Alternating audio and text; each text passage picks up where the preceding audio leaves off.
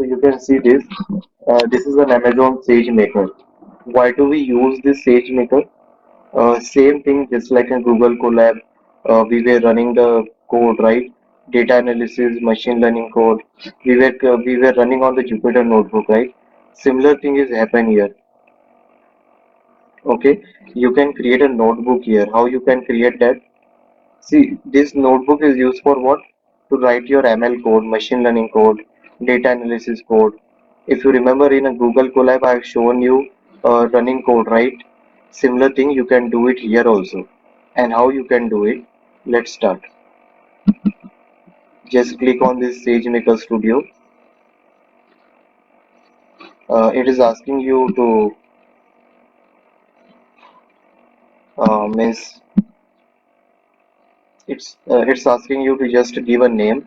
You can give any name. Let me give a instead of this ID, I'm giving you IoT intern. Okay, yeah. Choose IEM role. IEM role you need to define it in order to access this service. So there are already some IEM roles are there. If it is while when you will access this, if you do not get, just click on this create role and you can create it. But how creating is not a difficult part. You just click on this create role.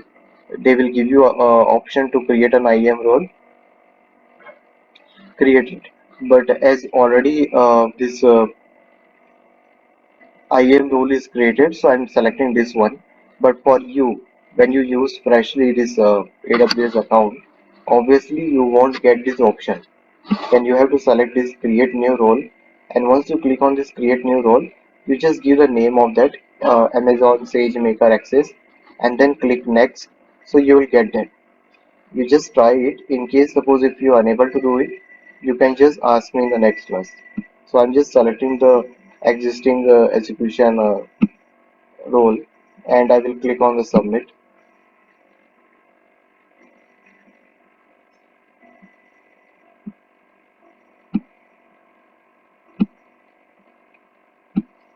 So here they are said like for creating the SageMaker Studio, you need to select the virtual private cloud in which network you want to deploy it and which subnet you want to, which subnet are available. So this subnet was already created. If you are if you will going to do freshly, they will going to give you option also. In case if you are unable to find out this subnet, you can directly click on the create subnet and you can create it. As this subnet is already created, subnet means what I told you, right? Dividing the network into several subnetwork means you can think it like dividing a task into several subtasks. Okay, so this subnet is what dividing a network into subnetwork. Now for example, in you might be having a cable service in the city, right? So cable service is how it works. Suppose in the city, if we have a 10 10 location, 10 society, one society will be act as a one subnet. In society, we have a 50 houses. Okay, you will connect it into the one network. Then another society which is act as a subnet. In that you have a 30 houses. So you will combine all the network together. So it will create a subnet. Subnet is nothing but dividing a network into subnetwork. I repeat once again, subnet means dividing a network into several small networks. So you click on this save and continue. Okay. Once you click on this, you can see it. The SageMaker will going to be created. Once it is created, okay. Now about the notebook, right? How you can create the notebook. As you can see, it is here. It is showing pending. Why it is showing pending? Because notebook creation will take some time. Now, if you want to create a new notebook, click on this notebook instance. Notebook instance means what we were doing machine learning, right? Google Colab. Same thing you can create it here. Click on this create notebook instance. Give the name here. Okay. You have to give the notebook instance name here. Then Instance type. Instance type means what kind of processor you want. I want a medium configuration notebook. See, notebook, why we are providing a configuration to it, because when you run a high data code, okay, when you run machine learning code, artificial intelligence code that are completely based on AI, right? That will need a lot of memory and processing. It can't work on a normal system configuration. So you need to give, or you need to assign some better configuration. So that's why we are selecting this notebook instance. These are nothing but the memory, this your processing power. What kind of processing power you want to give it, and each selection of processing power will have a certain configuration. Like suppose medium will have a 4 GB 2 CPU. If you go for large, it will have a 64 GB RAM, and suppose certain amount of CPU. So like this, it will going to change. Once you click on this, okay, and just click on this create notebook instance. When you click on this create notebook instance, your notebook will get create. I will not going to create it now because I have already have a many notebook. If I create, uh, then it's of no use. But I'm telling you, like, it's very simple. Give the name here, any name you want to give. For example, COVID-19 data analysis project. This will be your instance name. Then based on the notebook instance type, you select it whatever you want, and based on that, you can like have to just click on this create notebook instance. Once you click on this instance, your instance will be created, and then you can run your machine learning code or notebook collab. I have whatever code I've shown you, like whether it is about spelling check, whether it is about that number guessing system, or COVID-19 data analysis project.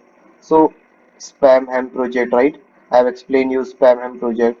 So like this, you can run any project on this notebook, okay, without taking care of the memory and processing power. So this is the beauty of this cloud, right? I've shown you in the AWS how you can run, how you can do storage, how you can create a notebook. Similarly, other services are also same. There is no difference in that. Name might be difference or interface. The appearance will be difference, but the services are same. Their working are same. Hope it is understood, right? Is it clear to you? If you want, you can create an account in the AWS and you can try it also that thing. Don't worry about it. It won't going to charge you anything unless 1 month. After 1 month, they will send the billing, so you can reply to them. I don't want to access, and you can. And one more thing, once your work is done, you can immediately delete the instances, whatever instances you created. Okay, when you work in a company, at that time, instances creation will be of will won't impact you because company is paying.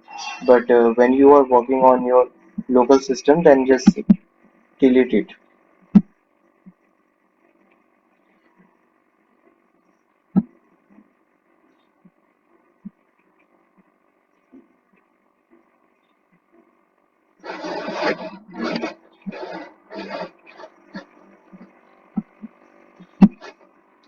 Now I will going to show you how you can delete the notebook instance. As I already created this notebook instances, they will going to charge me. So charge in the sense, so how I will delete that. So that's why I'm looking into this. So you can go to the document also, just like in GCP we are going to the document. Same thing, you can go to the document for this, and you can delete this. Okay.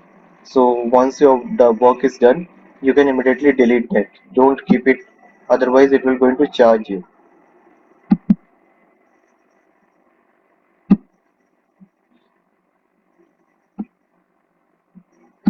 Now see how I'm deleting it. I click on this delete studio, and it's asking me to delete. So I'm deleting it. So see, I have deleted that. Now it is of no use.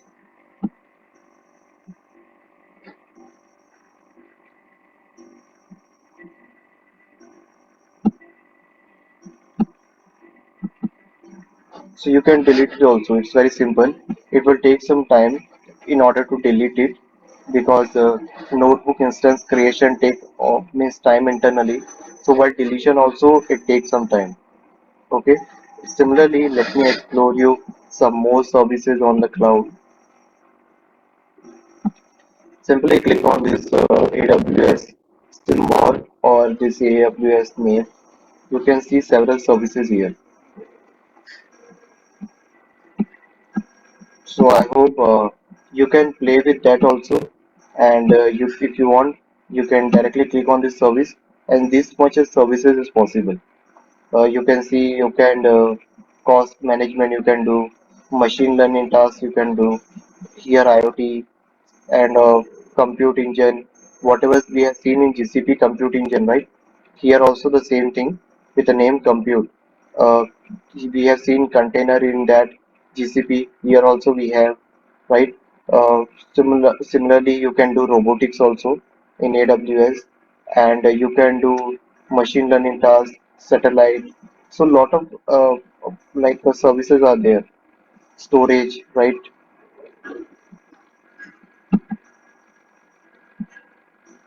Database, DynamoDB database, Amazon Redshift. These are the database that you are doing here, right? So like this, you can work on various services on this AWS cloud.